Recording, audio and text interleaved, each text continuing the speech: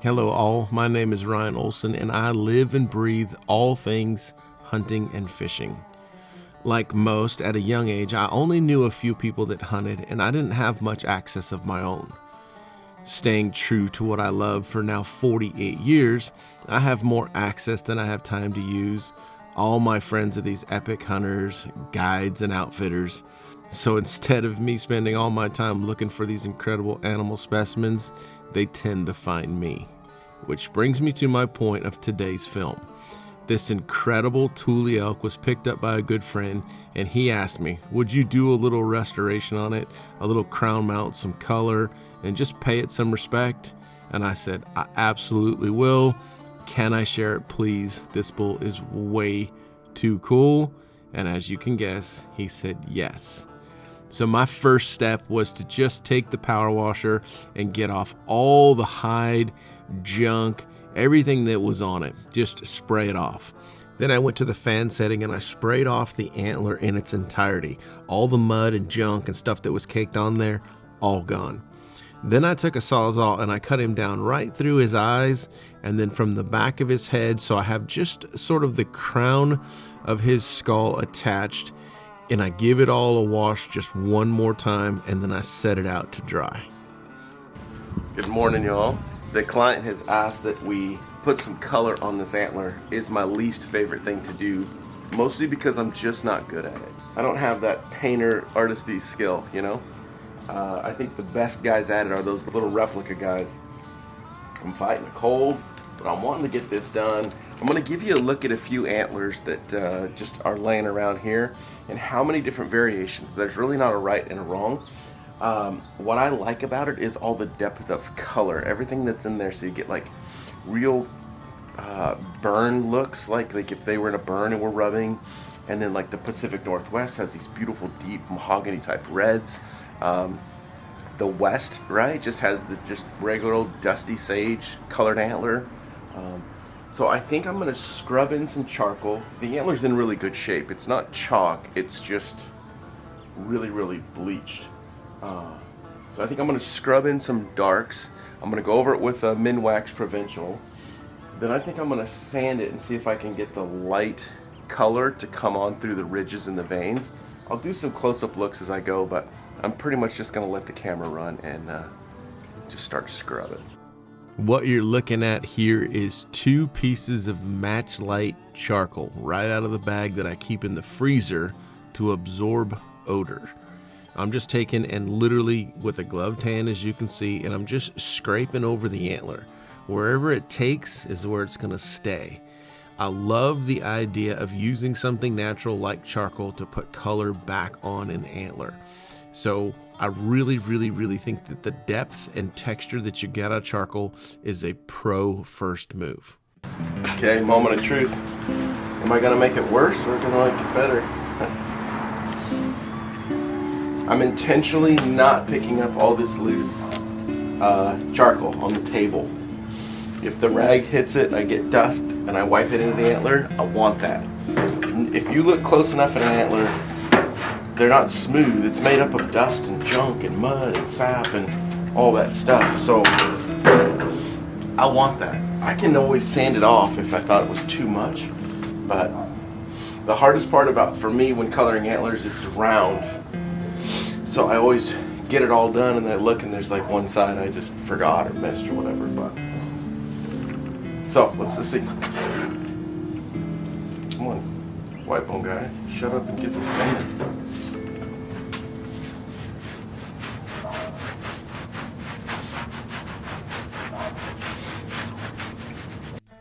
All right, same story. I'm just letting the camera run and I'm ragging on some Minwax Provincial.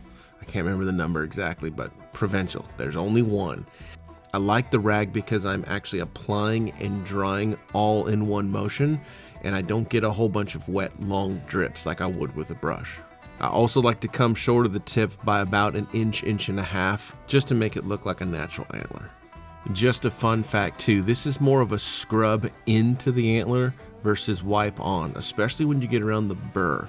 You literally have to press it in and scrub it in, but I want it to look like it got scraped on there, if that makes sense.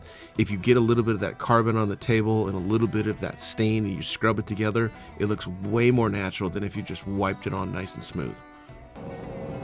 All right, now I'm gonna clean up the tips a little bit, blend that white into the brown a little better. And then I'm gonna take that sander and I'm gonna hit the high sides of the antler and see if I can't bring out some of that light color. Wish me luck.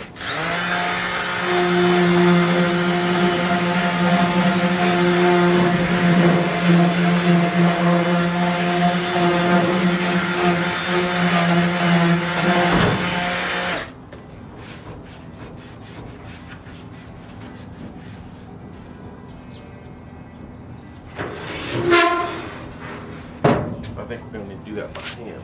Too much.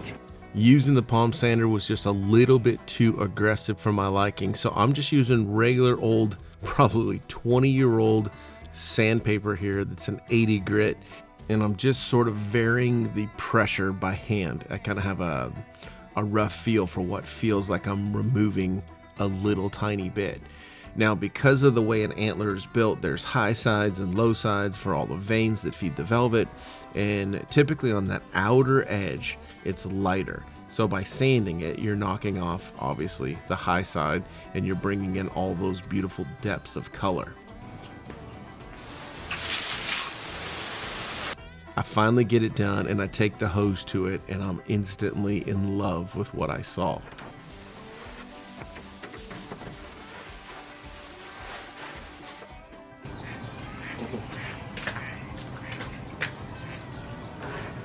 Pretty hard not to be happy with that, huh? When that antler's in good condition, it cleans up real nice. If it's chalky, it takes too much color. This thing's truly incredible. I'm gonna let it dry and then we're gonna crown mount it. Yeah.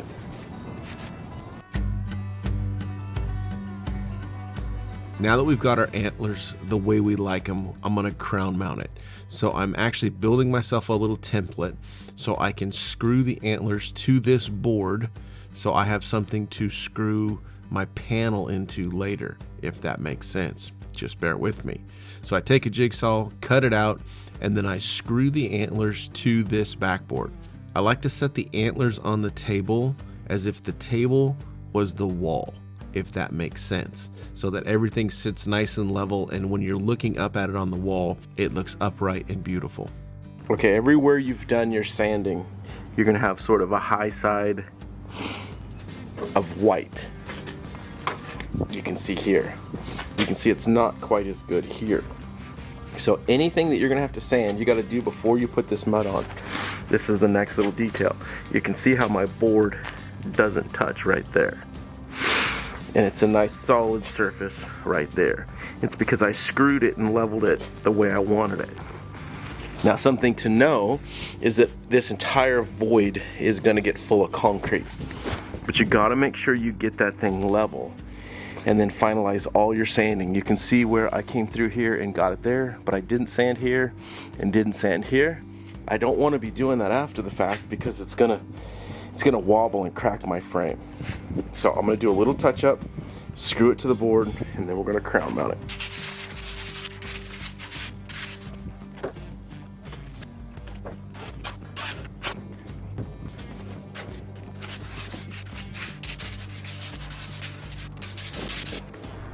All right, with everything set up and in place, I'm gonna mix 50-50 plaster of Paris and quick setting cement. I'm just gonna mix them up to their consistency of like a runny clay, and I'm gonna form like a madman all around that antler. It's gonna dry really fast. We're talking 10 minutes and it's over. So I'm gonna shape as best I can. Then I take like an old kitchen knife and I just shave around, and I wanna look straight down at the top of that crown because I want it to look visually straight, or the shape I want from the front. You will be amazed how bad this will look from every angle other than the front. Picture this in your living room wall when you walk in and look at it. It's the only view that matters.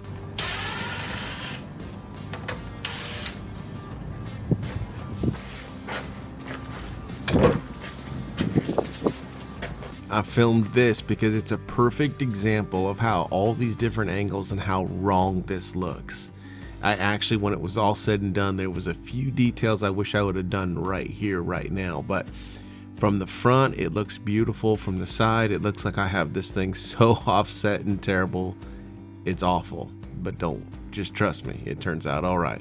Last thing I do here while it's still raw is I mix up some 2-part table epoxy and I paint it on the whole concrete surface of that crown mount.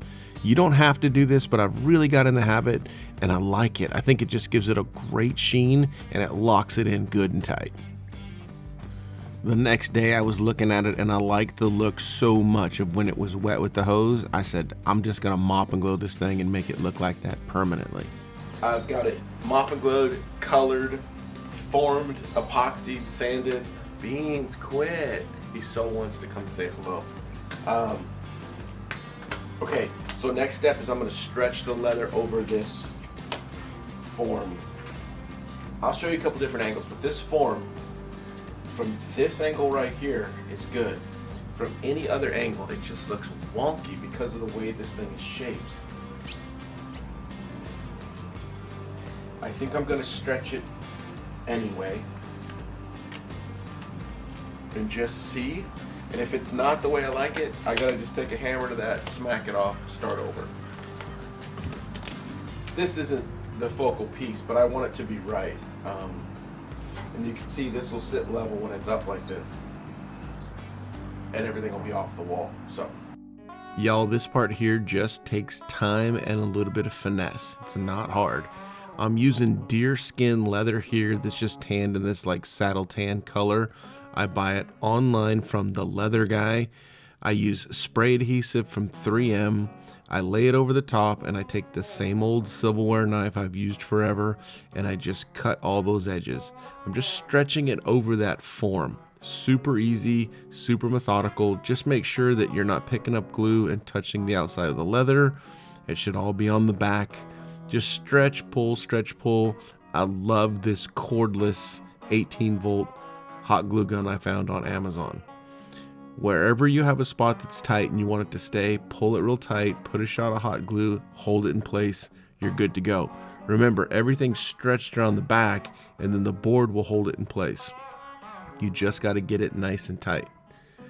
From here, I get everything cut around, looks nice and beautiful. I take a few pieces of opposite colored trim and I just wrap the pedicle and go around the back, and that's how I clean up all those little seams.